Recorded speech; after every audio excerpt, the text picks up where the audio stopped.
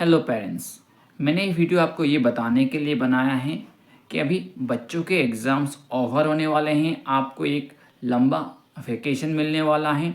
इस वेकेशन का आप अच्छे से उपयोग करिए। आप क्या करिए, बस 2 काम करिए, हो जाएगा।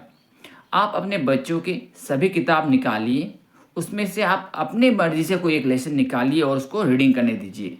चाहे इंग्लिश का हो, हिंदी का हो, असमीज़ का हो, ईवीएस का हो, जो भी हो।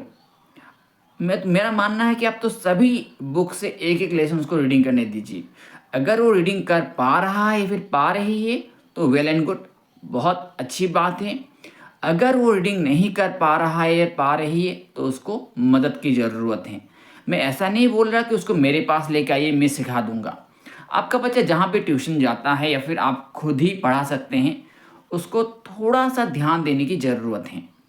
आपके बच्चे को अगर रीडिंग नहीं आ रहा है तो आप क्या करिए, किसी एक टीचर के पास जाइए। उस टीचर को बोलिए कि उसको ये चीज़ें नहीं आती, उसको रीडिंग सिखा दीजिए।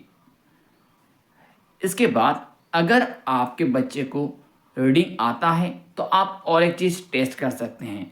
जैसे कि बहुत सारे बच्चों को मल्टीप्लिकेशन का टेबल नहीं आता है या फिर डिवीजन नहीं आता है, फिर एडिशन या फिर सब्ट्रैक्शन में क्या होता है, प्रॉब्लम होता है। डेसिमल एडिशन, डेसिमल सब्ट्रैक्शन में प्रॉब्लम होता है।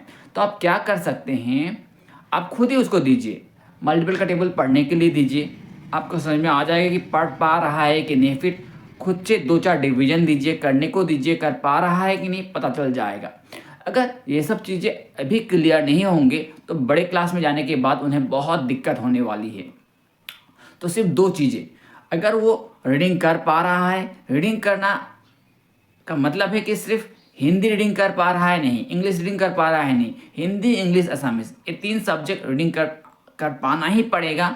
और कम से कम 15 तक मल्टीप्लिकेशन का टेबल और डिवीजन या फिर आप कहें कि एडिशन, सब्सट्रैक्शन, पॉइंट का एडिशन, पॉइंट का सब्सट्रैक्शन, पॉइंट का मल्टीप्लिकेशन, पॉइंट का डिवीजन, फ्रैक्शन का एडिशन, फ्रैक्शन का सब्ट्रैक्शन, ये सब चीज़ें नॉर्मल सी बात है। ये सब क्लास 5 से लेके बहुत ज़रूरत पड़ने वाली है। लेकिन अभी अगर ये सब चीज़ क्लियर नहीं होंगी तो बाद में जाके आपके बच्चे को बहुत दिक्कत होने वाली है।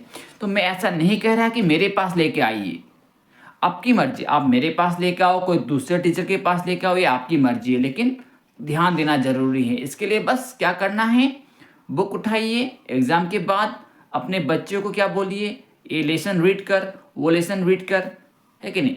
सपोज इंग्लिश का एक लेसन निकाल लिया, रीड करने के लिए बोला, हाँ आ रहा है, वेल एंड गुड।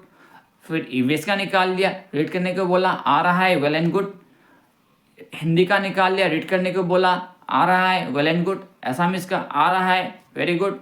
तो अगर रीडिंग आ रहा है तो आप कहाँ जाइए, मल्टीप्लिकेशन की तरफ जाइए। अगर टेबल याद कर रहा है 1 से 15 तक तो वेरी गुड। अगर नहीं आ रहा है तो याद कराइए। और अगर डिवीजन आप करने को दीजिए, खुद से आप कोई एक नंबर दीजिए, डिवाइड करने को दीजिए, डिवाइड आ रहा है तो बहुत अच्छी बात है। तो इसके बाद और लास्ट और एक चीज़ देखना है कि डिविजिबिलिटी। ये 3 चीज़ें आप इस वेकेशन में अपने बच्चे को सिखाइए ही सिखाइए।